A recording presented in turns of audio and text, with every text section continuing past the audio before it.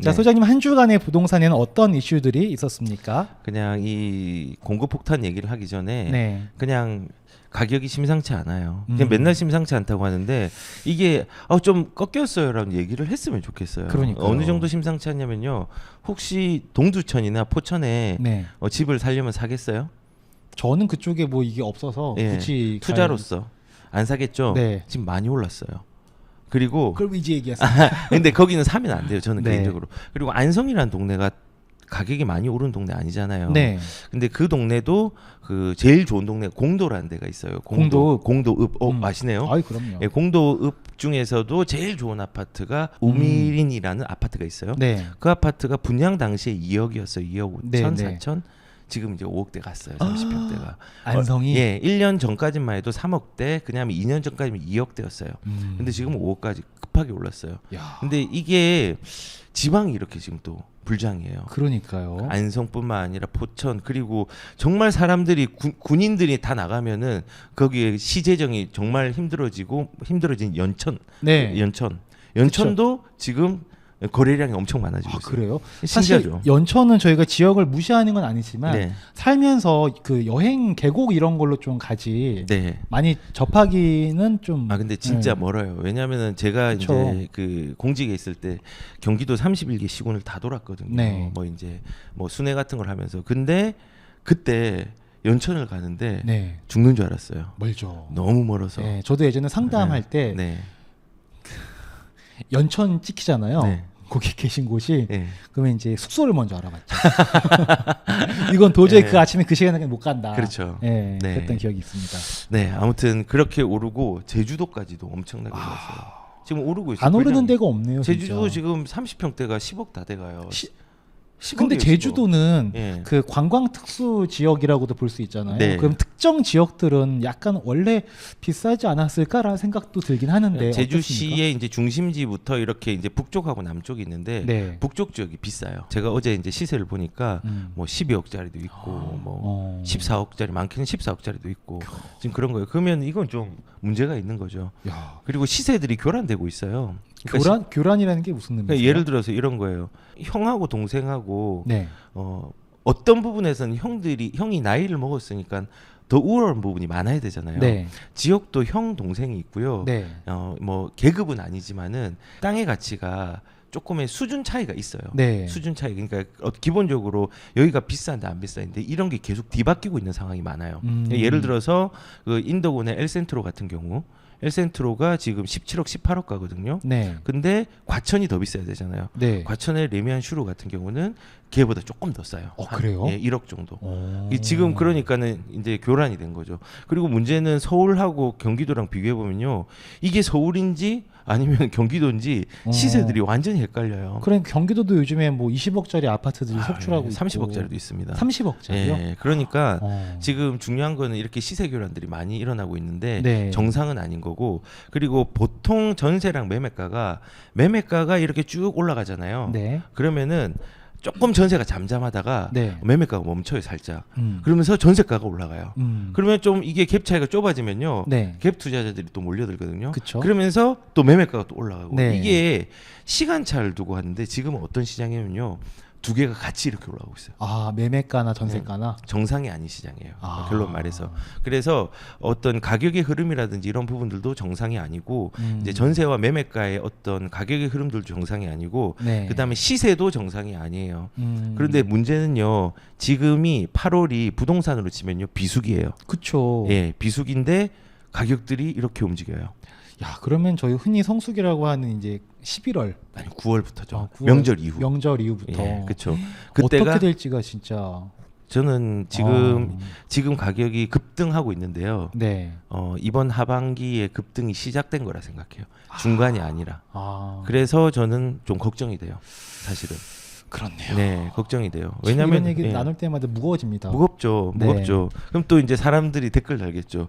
야, 지금 이렇게 많이 올랐는데 뭐 더 오른다고? 네. 작년에 생각해 보면 돼요. 그쵸. 작년에도 지금 이렇게 많이 오르는데 또 오른다고? 저는 올라가기를 기대하고 바라는 사람이 아니라 내려갈 수 있는 기조가 있어야 되는데 2017년, 18년, 19년, 20년, 21년까지 그 바꿔야 되는 기조를 바꾸지 않고 그대로 유지하고 있어요. 내년에 바뀌려면은 우리가 옷도 새 단장하고 신발도 새로 사고 네. 놀러 갔는데도 다른 데로 간 목표를 잡아야 되는데 네. 그냥 오로지 그냥 외길 인생을 지금 정부에서 하고 약간 있으니까 이런 것 같아요. 저희가 이제 ETF나 금융자산 이런 거 보면은 네. 항상 모든 투자 자산은 갑론을박이 있습니다. 네. 어떤 이슈가 있으면 이거로 인해서 하락할 것이다. 네. 이거로 인해서 상승할 것이다. 갑론을박이 있는데 요즘 부동산은 네. 갑론을박이 없는 것 같아요. 아, 물론 그렇죠. 하락론자들의 주장은 있지만 네. 그들의 주장보다도 한쪽으로 치우친 주장이 되게 힘실어져서 많은 분들이 받아들이고 있지 않나. 그렇죠. 지금 상담 오시는 분들이 너무 안타까운 게 그 진짜 아까 정보를 잘 접해야 된다 얘기를 했잖아요. 네. 처음에 유튜브를 우연히 봤는데 집값 빠진다, 거품 빠진다 이거를 2, 3년 동안 꾸준히 본 거예요. 그러면은 이게 이제 머릿속에 소위 말하는 쇠뇌가 될 수밖에 없는 상황이 될 수 있거든요. 그렇죠. 근데 그게 계속 틀리니까 이제 집값이 많이 올랐을 때 접근을 하려고 하는 거예요. 근데 지금 접근하려고 하니까 대출도 많이 막혔죠. DSR 막혔죠. 그다음에 또 지금 집값도 이미 많이 올랐죠. 그리고 접근을 하려고 하는데 난 돈이 모자라죠. 지금 이런 어려운 상황이니까 사람들이 이제 사전 청약이라든지 이런 거에 지금 몰려드는 거예요. 이번에 맞아. 사전 청약이 한 1대1 정도 됐거든요. 네. 근데 실질적으로 그 일반 분양 중에 그 평수로 보면요. 네. 소형 평수를 되게 많이 했어요. 그리고 84 타입이라고 국민주택 규모라는 게 있어요. 네. 30평대죠. 그건 진짜 조금 거기는 몇백 대 1이었어요.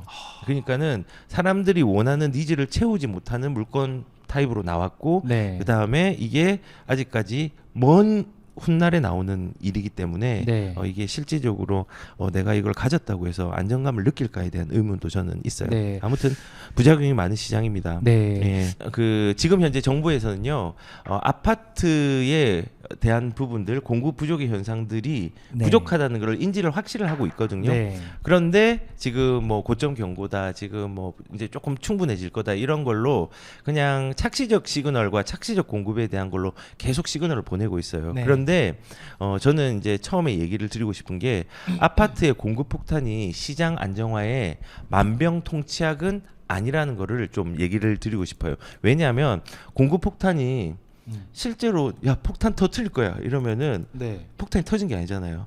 근데 그쵸? 폭탄 터트릴 거예요. 진짜 던져버렸어요. 네. 그러면 그게 공급 폭탄이에요. 그쵸? 지금 제가 말한 전자 터트릴 거야라고만 얘기하는 단계고 아. 터트린다 해도 이게 되게 큰 폭탄인 줄 알았는데 콩알탄이야. 예. 약간 이런 거네요. 나 폭탄 터트릴 거야 그랬는데 알고 네. 보니까 폭탄이 요만해가지고 예. 폭탄은 폭탄인데 그렇죠. 우리가 생각하는 그 폭탄은 아닌. 콩알탄. 아. 네, 콩알탄. 똑? 예, 그거예요. 그래서 지금 정부의 포지션을 얘기를 해주면요. 지금 공급 정책에 집중을 하고 있어요.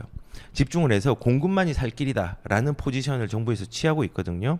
근데 이제 어떤 포지션이냐면요. 네. 지금 뭐 신규 택지를 추가로 발표를 이제 하려고 하고 있어요. 그래서 뭐 태릉 골프장이라든지 과천 쪽에서 되게 문제가 많고 반발이 많고 그러니까 뭐 과천 같은 경우는 대체지를 찾아가지고 네. 원래는 여기에 기존에는 과천에 3,000호 정도를 공급을 하려고 했는데 한 4,500호, 600호, 4,300호 정도? 네. 를 좀 공급을 하려고 하는 대체지를 찾고 있는 중이고요. 그리고 신규 택지들도 이제 곧 발표를 할 건데 네. 뭐 한 13만 호 정도를 또 발표를 할 거래요. 네. 근데 이 중에서 11만 호가 아마도 수도권에 이제 밀집되는 걸로 이렇게 이제 발표를 할 예정이라고 해요. 그러니까 일단은 공급에 대해서 계속 시그널을 보내는 거예요. 네. 근데 제가 말했죠. 이 공급은 폭탄일까 콩알탄일까? 콩알탄. 저는 콩알탄이라고 생각해요. 지금 이제 임기가 끝나기 전에는 네. 어떻게든 그 심리적인 부분을 잠식시켜야 되기 때문에 이런 걸 계속 얘기하는 거예요. 하물며 지금 그 대선 경선 주자 중에서 그 정세균 네. 그 주자가 있죠. 네. 예, 경선 주자 중에서 공약이 280만 호의 공급 폭탄이라는 단어를 썼어요. 공급 폭탄을 뭐 이렇게 내겠다. 그리고 2017년도 집값으로 네. 가격을 내리겠다. 이게 가능할까요? 저는 이거는 가능하지 않다고 봐요. 부동산은 하방 경직성이기 때문에 이거를 내리기 위해서는 진짜 그냥 경제 상황이 진짜 안 좋아져야 돼요. 네. 그리고 안 좋아지는 게 개선되는 게 아니라 계속 안 좋아지고 있어야 돼요. 그러면 네. 진짜 내리겠죠. 더 내릴 수도 있겠죠. 근데 그런 상황은 지금 아니란 말이에요. 근데 이런 이제 공약을 가져갔고, 근데 280만 호 중에서 문제는 뭐냐? 100만 호를 임대주택으로 내겠다. 이제 이게 폭탄일까요, 콩알탄일까요? 예. 그래서 일단은 그런 상황이고 뭐 공공 분양도 한 30만 호 정도 시세보다 저렴하게 하겠다는데 이것도 이런 거예요. 지금 이렇게 집이 나오면요, 문제는요, 민간에 맡기자는 문제가 있어요. 이런 모든 정책들이 조금 이상적이라는 거예요. 현실성이 조금 많이 없고 네. 지금 상황에서 저도 이런 정책 낼 수 있거든요. 네. 저는 대한민국을 미국보다 경제를 더 좋게 하는 대국을 만들겠습니다. 예, 이렇게 얘기할 수 있죠. 그렇죠. 예, 얘기할 저는 수 있어요. 애플보다 큰 회사를 우리나라에서 만들겠습니다. 저는 도널드 트럼프보다 더 큰 부자가 되겠습니다. 이렇게 얘기할 수 있단 말이에요. 말이야. 예. 근데 중요한 건 이거를 실천하는 게 음. 세부적인 실천으로 가면은 현실성이 없는 게 되게 많아요.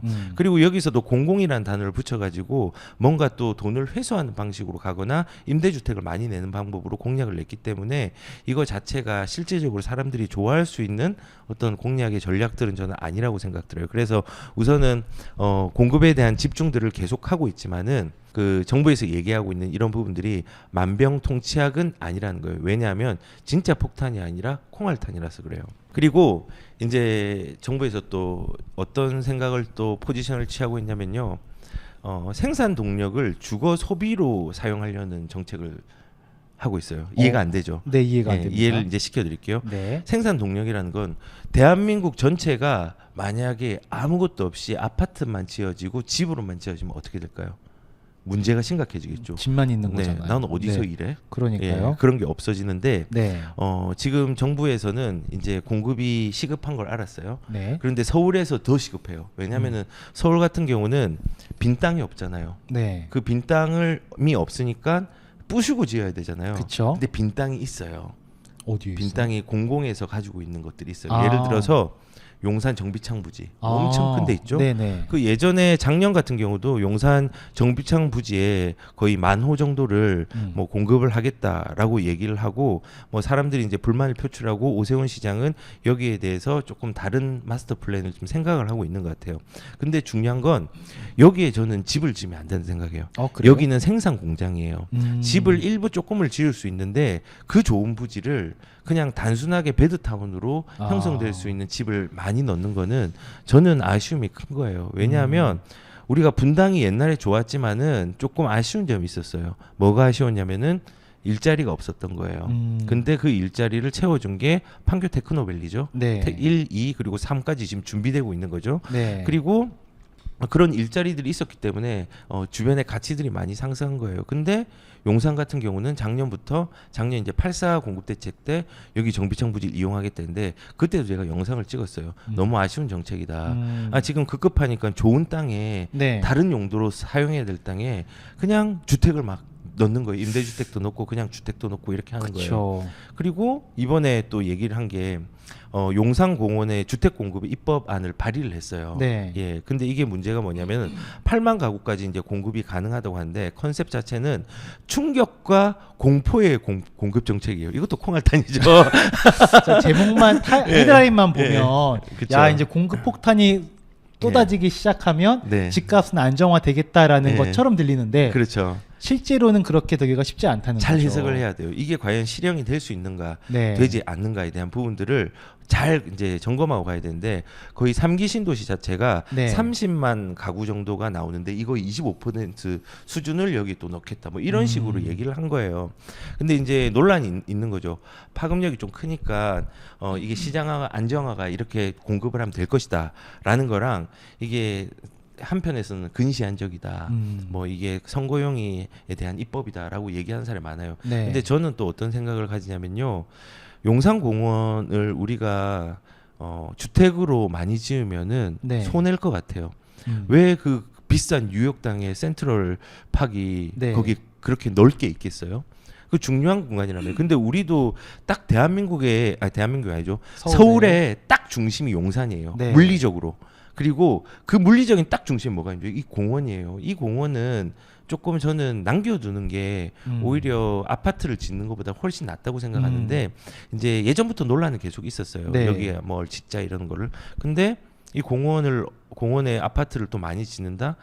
저는 이거는 그러니까 우리가 좀 여유를 가질 공간이라든지 네. 아니면은 우리가 또 일자리를 생성할 수 있는 동력을 만드는 공간이라든지 이런 거를 남겨놓으면 되는데 뭐 지금 없다고 하니까는 계속 네. 이제 주택으로만 모든 걸 다 채우려고 하는 거예요. 역세권도 주택, 뭐 전부 다 주택, 뭐 필요하면 태능 주택이고 네. 그 과천에 있는 청사에 있는 그 광정도 주택이고. 이러다가 서울에 집만 남겠네요. 그래서 제가 말하는 거예요. 음. 생산 동력이라든지 여유를 가질 수 있는 동력들을 남겨놓아야 되는데 주거 소비를 사용하는 정책으로만 일관하고 있다는 거예요. 네. 왜냐하면은 예전에 전세값 오르니까 전세 잡겠다고 전세 공급에 대한 얘기를 했고 그리고 이제는 2020년부터는 공급이 모자란다는 인정을 했어요. 인정을 한 이후부터는 계속 공급 정책을 하는데 이제 이상하게 3기 신도시 네. 이게 나쁘다는 게 아닌데 제일 아픈 데가 서울이에요. 네. 주사를 경기도에 놓고 있어요. 그러니까 서울이 그러면 고쳐지겠어요? 안 고쳐지죠. 예, 실질적으로 아픈 데를 찔러줘야 되는데 그런 거 없이 한 거고 아픈 데 찔러주려면 정비 사업 같은 것들 활성화 좀 시켜줘야죠. 저는 개인적으로 그렇게 생각해요. 단기적으로는 거래는 이제 공급은 두 가지 종류가 있어요. 첫 번째 종류는 기존에 거래가 되는 공급이 있고요. 네. 두 번째는 신규의 공급들이 나오게 하는 게 있어요. 네. 그러면 단기적으로 신규가 바로 나올 수 없으니까 단기적으로는 기존 거래들을 활성화시켜야 돼요. 그렇죠. 그러려면은 세금, 거래세, 특히 취득세랑 양도세에 대한 부분들을 정상화시켜주면요, 네. 거래가 되면은 선택의 폭이 많아지죠. 맞습니다. 그러면서 좀 가격이 안정화될 가능성이 있어요.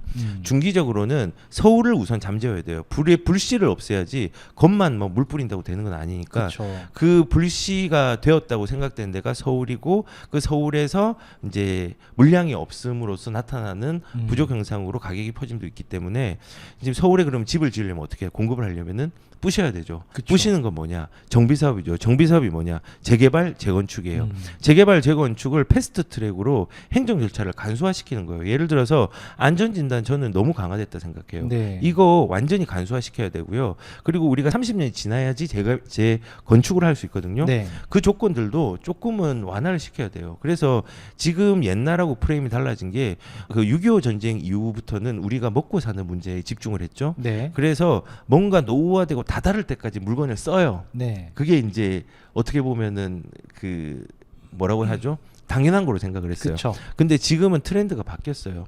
왜냐하면은 노후가 되지 않더라도 사람들이 삶의 질이 높아졌기 때문에 그 노후가 되는 데까지 기다리면서 주거에 대한 그 재화들이 나오는 게 아니라 네. 그냥 트렌드에 맞게 조금 더 좁혀져 가지고 노후가 되지 않더라도 그것들을 조금 순환시켜 주는 것도 주거 공급에 되게 큰 도움이 되거든요. 그래서 그런 식으로 한다든지 그리고 각각의 절차들이 심의들이 되게 많아요. 네. 그런 심의들도 조금 간소화시켜 가지고 중기적으로는 그런 것들이 조금 빨리 나올 수 있도록 해주는 게 저는 필요하다 생각해요. 이건 그냥 제 생각이에요. 그리고 세 번째 장기적으로 지금 같이 공급 뭐 30만 원 공급, 네. 20만 원 공급 이거를 이제 세우면은 단계적으로 거래가 좀 활성화되면서 괜찮아지고 중기적으로는 패스트 트랙으로 해가지고 중기를 막을 수 있고 장기로는 이렇게 할 수 있단 말이에요. 그래서 저는 그렇게 좀 했으면 좋겠다는 생각이 들어요. 근데 뭐 이게 뭐 이 지금 여기엔 제가 하는 말들이 저기 여의도까지 퍼지지 않겠지만은 그런 바람을 그냥 한번 얘기를 해 드리는 거예요. 자, 소장님은 국회를 보낼 날이 얼마 안 남았습니다, 여러분. 전 국회 안 가잖아요. 갈 수도 없지만은 성향이 안 맞는 거 아시잖아요. 지금 하던 공무원도 그만두고 나오시던 분인데, 아니 저 하나만 더 여쭤볼게요. 네. 그 서울 용산에 네. 좋은 땅. 네, 근데 많은 분들이 지금 원하는 게 네. 서울의 신축 아파트를 원할 거잖아요. 네. 많은 분들이 원하는 게. 그래서 정부는 사람들이 원하는 게 서울의 신축 아파트, 입지 좋은 곳에 좋은 아파트구나. 그거 짓겠어. 라고 얘기를 할 수도 있지 않습니까? 네. 근데 그게 문제가 되는 건가요? 네, 왜냐면은 네. 기존에 다른 민간에서 하는 공급들은 네. 잘 안 되게 막아놓고 그냥 이제 공공에 있는 물건들은 자기들은 활성화를 시키는 거예요. 근데 중요한 거는 제가 아까 말한 포인트가 그거예요. 그 좋은 땅에 주거를 많이 짓는 것보다는요, 그거를 놔두는 게 도시한테 훨씬 좋아요. 특히 용산 같은 경우 더 그렇다 생각해요. 근데 거기 주거를 일부는 지을 수 있겠죠. 그런데 네. 뭐 10,000호 이상 짓는다든지 이렇게 공급 폭탄 형식으로 거기를 이용하는 건요, 네. 합리적인 선택이 저는 아니라고 생각해요. 거기도 지금 임대나 공공 공공 아파트를 많이 넣을 계획도 갖고 있나 봐요. 그렇죠. 예. 임대나 공공은 당연히 공공 임대는 들어가는 거고 네. 거기에 이제 유엔사 부지라든지 수송부 부지라든지 지금 뭐 여러 가지 부지가 있거든요. 민간이 사용하는 거랑 뭐 그런 게 있는데 최소 입지화 구역이라는 데가 있어요. 네. 그 구역에서도 지금 뭐 공공에서 좀 활용을 해가지고 주택을 좀 올리려고 하고 있어요. 그래서 결론적으로는 용산에 주택이 필요합니다. 필요하지만은 공원이라든지 용산 정비창은 최소화하는 게 제일 좋아요. 사실 근데 공원을 아파트 부지로 바꿔버린다 치면 네. 사실 한강 부지도 넓잖아요. 예. 그것마저 나중에는 언젠가는 이거 큰일 나죠, 아파트 그러면. 짓겠다 이렇게 할 수도 있는 거고. 그래서 제가 말한 거예요. 예. 생산 동력, 여유를 네. 가지는 동력들을 다 줄이고 아파트만 지으면요 의미가 없어져요. 그래서 저는 개인적으로는 이렇게 지금 선거가 다가오고 공급에 대한 부분들을 실효성 있는 어떤 걸 하려면 빈 공간이 제일 좋거든요. 그쵸. 그러니까 그거를 활용해서 좀 놓겠다라는 거를 이제 포지션 약간 좀 취하고 있죠. 도시는 네. 도시다운 맛이 있어야 되는데요. 네, 맞아요. 이게 그냥 그렇다고 도시의 집을 반대하는 건 아니지만 네. 도시는 이렇게 약간 오밀조밀 모여서 상권이 연결돼 있고 직장들이 협업돼 있으면서 네. 사실 소정님과 저도 이렇게 라이브를 할 수 있는 게 저희가 강남이라는 같은 땅덩어리 안에 있기 때문에 가까우니까 네. 이렇게 왔다 갔다 왕래도 할 수 있고 라이브도 할 수 있는 건데 네. 도시는 도시다워야 되는데 너무 집만 지면 안 네. 된다. 예. 예. 공급이 급하다고 해서 도시다움을 해치는 것도 네. 안 된다. 그렇죠. 그리고 이제 정부의 세 번째 포지션으로 생각되는 게 세금의 고삐를 놓지 않는 정부의 포지션이 있어요. 예. 세금. 예, 왜냐면은 지금 보시면은 세금을 조금 완화시키면 되는데 그건 네. 안 하고 계속 공급만 하잖아요. 네. 공급하잖아요. 네. 근데 공급은 늘 얘기했지만 빵이 아니기 때문에 내일 바로 나오진 않아요. 그렇죠. 네, 기다림이 필요해요. 네. 그러면은 세금의 고삐를 조금 낮춰야 되는데 기조를 네. 계속 유지하면서 이틀 전에 이제 또 그 지방세법 개정안이 입법 예고가 되는데요. 네. 뭐냐면은 2023년도까지 증여 취득세에 대한 부분들을 네. 또 이제 더 많이 내게 하는 증여세? 예, 증여의 취득세. 아, 증여 받는 사람이 내는 취득세. 네. 야, 이거 증여로 사람들이 많이 돌리고 있으니까. 네. 그래서 거기다가 너희들이 증여해? 그럼 여기다가도 세금 더 물리지. 뭐 약간 이런 건가요? 그렇죠. 2018년도부터 증여가 급증하기 시작했어요. 네, 네. 그래서 매년 1년에 두세 번씩 증여에 대한 부분들이 급증하고 있다. 이런 네. 뉴스들이 계속 나오거든요. 맞아요. 근데 주 내용이 뭐냐면요. 보통 증여를 할 때 증여세가 아무래도 양도세보다는 더 싸고요. 네. 근데 이제 취득세에 대한 문제들이 어떤 식으로 적용이 되냐면요. 보통 우리가 거래를 하면은 거래해 보실 때 네. 그 실거래 기준으로 이제 거래해 가지고 세금을 매기는 거예요. 그렇죠. 그 보유세 빼고요. 네. 그런데 이제 이 취득세에 대해서도 무상 증여에 대한 부분들 여기는 유상 취득이 아니라 무상 취득이잖아요. 네. 무상 취득은 실질적으로 실거래를 하는 게 아니라 공시지가로 적용을 시켰어요. 네, 네. 그런데 이제는 어떻게 하겠다고 얘기를 하냐면 실거래. 공시지가가 아니라 시세? 실거래가 시세에 준하게 하겠다. 어. 그러면요 가격 차이가 억 단위가 차이 날 수 있어요. 그렇네요. 세금이요. 그래서 이게 이제 2023년부터 시행할 수 있도록 발의를 하는 거예요. 근데 보통 증여를 왜 사람들이 많이 이용한 줄 아세요?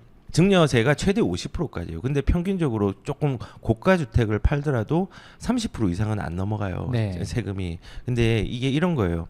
내가 1억짜리 집을 샀어요. 네. 그런데 6억이 되었네요. 네. 근데 만약에 부부간에 증여를 한다고 하면은 6억까지 10년 동안의 비과세예요.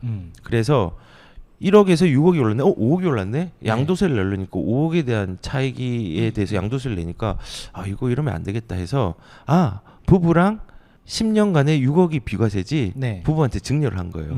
그러면은 증여를 받은 사람은 취득세를 내야 돼요. 네. 한 4% 정도 내야 돼요. 6억에 4%면은 2,400만 원 네. 정도 되죠. 그걸 내고 그냥 공짜로 그 집을 가져가는 거예요. 네. 그리고 5년이 지났어요. 네. 근데 5년이 지나서 그 6억을 만약에 6억에 팔잖아요. 네. 그러면 세금 0원입니다. 어. 그러니까 5년이라는 게 중요해요. 왜냐하면은 네, 네, 네. 1년 뒤에 해버리면은 이거는 증여가 아니라 그 다른 의도가 있다라는 걸 강조해서 6억에 사서 6억에 판 게 아니라 1억에 사서 6억에 판 걸로 매겨버려요. 그래서 5년을 보유하는 거예요. 근데 마찬가지로 자식한테도 그런 게 적용이 돼요. 네네. 자녀한테는 비과세가 5천만 원까지 음. 10년인데 자녀한테 증여를 해요. 네. 그리고 5년 뒤에 팔면은 내가 10억짜리 집을 원래 부모가 가질 때 5억이 10억이 되었어요. 네. 그런데 이 10억이 자녀가 받았어요. 그러면은 5년을 유지하면은 자녀에 받은 취득가액 10억이 15억이 되었을 때 10억에서 15억 사이 5억밖에 네. 양도세에 대한 세금을 안 매기는 거예요. 음. 보통 5억에서 15억 됐으면 10억을 매겨야 되잖아요. 그쵸. 그러니까 일단은 그 증여를 하고 하면은 절감이 되게 많이 되는 그렇네요. 거예요. 세금에 대해서. 그래서 이제 증여를 하는 건데 이제 그런 부분에 대해서도 이제는 놓치지 않고 정부는 또 2023년까지 취득세 부분들 지금 뭐 취득세 부분은 12%까지 이번에 올렸는데 네. 그 올린 거에서 공시가까지 이제 좀 없애버리고 시세에 준하게 세금을 기준을 매기겠다라고 한 거예요. 아니 근데 정부가 뭐 예. 세금이야 거둘 수 있어요. 또 세금을 거대 국정을 운영을 할 수 있을 테니까. 네. 근데 항상 세금을 증세를 할 때는 네. 항상 그에 대한 명분이라는 걸 얘기하잖아요. 네, 그렇죠. 이 세금을 증세한 이유는 이러이러합니다. 네. 옛날에 뭐 담배세 올릴 때도 말이 많았었는데 국민 건강과 어쩌고저쩌고 네. 말이 많았었잖아요. 네. 국민들이 인정을 하던 안 하던 정부는 입장 표명을 하지 않습니까? 그렇죠. 이렇게 증여세 관련해 가지고도 증세 기조를 갈 때는 네. 정부도 어떤 입장을 발표를 했을 것 같은데 네. 어떤 입장이 있던가요? 증세의 입장에 대해서는 사실은 그거죠. 막으려고 하는 거죠. 예, 막으려고 하는 거예요. 본질은 막으려고 그러는 저희가 거고. 생각하는 그거죠. 예, 막으려고 하는 거고 일단은 조금 더 본질적으로 들어가면 조금 위험하긴 한데 네. 일단은 괜찮아요. 저희끼리잖아요. 예, 세수 확보를 많이 해야죠. 그렇죠. 예, 재정 정책으로 돈도 많이 썼는데. 증세 없는 복지는 없는데 그쵸. 예, 증세를 하면서 보편적 복지를 어떻게든 계속 늘리려고 하는 거고요. 그리고 더 재밌는 거는 정부에서는 지금 뭐 그 내년에 양도세 같은 거를 네. 한 15% 정도가 더 양도세가 아니죠. 보유세죠. 종부세죠. 15% 정도가 더 올라갈 수 있다라고 이제 계획을 잡고 예상을 하고 있는데 그거는 정부가 거꾸로 말하면은 집값이 올라간다는 거를 인정하고 있는 거예요. 그런 걸 또 어제 제가 신문 기사에서 얘기를 드렸는데 결론은 그거예요. 지금 뭐 제일 좋은 기조는 공급과 세금에 대한 완급 조절을 잘 해서 시장이 자유롭게 돌아가게 해야 되는데 네. 그걸 못 하고 있고 그래서 공급은 되게 티나게 광고를 많이 하고 있는데 네. 이게 허위 광고가 많다. 예. 그러니까. 예, 허위 광고가 많고 두 번째 결론은 세금 정책에 대해서는 기조 변화가 필요한데 요지부동이다. 예, 그래서 이런 상황에서 우리는 어떤 포지션을 취해야 되느냐? 정부의 말을 인정을 하지만 그 해석을 우리가 스스로 되게 잘해야 돼요. 이게 지금까지 했던 말들과 과거에 했던 정책들을 비교를 해보면서 진짜 이게 일어났는지를 한번 확인을 해보시고 그리고 아까 말한 것처럼 무주택자는 포지션을 가만히 있으면 안 돼요. 무서운 시장이라서 더 올라가는 부분들이 무섭고 지금 호가들이 많이 올라갔기 때문에 접근하기 힘들지만은 무주택자들은 가만히 있는 포지션이 가장 안 좋은 포지션이 될 거예요. 불편을 겪더라도 지금 편안하게 고민하지 않고 가만히 있는 것보다는 무언가 행동을 하는 게 분명히 좋고요. 1주택자는 갈아타야 돼요. 그리고 갈아타지 않아도 상관없어요. 갈아타려면은 현금이 있는 경우에는 갈아타는 게 맞아요. 그리고 현금이 없을 경우에는 그냥 이걸 팔아봤자 세금이 만약에 뭐 비싼 걸 판다고 하면 세금에 대한 공제들이 많이 안 되기 때문에 네. 1주택은 비과세긴 하지만 네. 12억이 넘어가 버리면은 거기에 대해서 세금이 또 나오고 하는데 일단은 지금 같은 거에서 팔아가지고 상급지로 못 가요. 그렇기 때문에 그런 경우에는 가만히 있는 게 좋고요. 다주택자 같은 경우는요 버티거나 네. 하락장을 대비할 수 있도록 하고 하락장에서 이제 재산의 어떤 순위라든지 규모들이 좀 바뀌기 때문에 그거를 좀 대비하되 팔지 않았으면 좋겠어요. 다주택자는 왜냐하면 그 자산의 규모를 늘리는 게 되게 중요해요. 그렇죠. 그래서 내가 한 개를 팔아서 자산의 규모를 줄이고 현금으로 가지고 있다 되게 못한 거예요. 그래서 자산의 규모를 유지하는 방식으로 다주택자는 꾸준히 버티고 하락장을 대비하고 하락장에 부의 재산을 바꿀 수 있는 기회를 노리고 이런 식으로 좀 접근을 하시는 게 좀 좋을 것 같다는 생각이 듭니다. 맞습니다. 예. 근데 제가 정치 얘기를 요즘 좀 안 할 수가 없는 게 네. 부동산이랑 정치랑 정책은 완전히 유관하거든요. 네. 그렇기 때문에 지금 상황이 조금 정치에 좌지우지하는 부분들이 크기 때문에 네. 그 부분들을 얘기하는 거고, 나중에 이제 조금 상황이 좋아지고 그러면은 이제는 입지 얘기를 좀 많이 하면서 요런 데는 어떤 입지인데 좋습니다라고 얘기를 더 많이 끌어낼 것 같다는 생각이 들어요. 맞아요. 요즘에는 이제 부동산 관련 얘기를 하다 보면은 네. 거의 기승전 정치 얘기가 쪽으로 좀 흘러가는 것 같긴 합니다. 맞아요. 근데 아마 많은 분들께서 뭐 정치색을 떠나서라도 그렇죠. 약간 이해해 주시는 네. 시기이지 않나. 그렇죠. 예, 저희들이 예. 뭐 정치 얘기하는 사람들은 아니기 때문에. 네. 그렇죠. 정치 얘기하는 사람 아니라서 부동산에 관련된 네. 정치와 정책에 대해서 얘기를 좀 그럼요. 드린 저는 겁니다. 이준석 당대표랑 윤석열 경선 후보자가 싸우는 거 아무 관심 없습니다. 관심이 없는데 어떻게 아십니까? 그냥 뭐 뉴스에 그냥 신문에 뜨길래 계속 네. 뭐 그런 거 관심 없습니다. 네.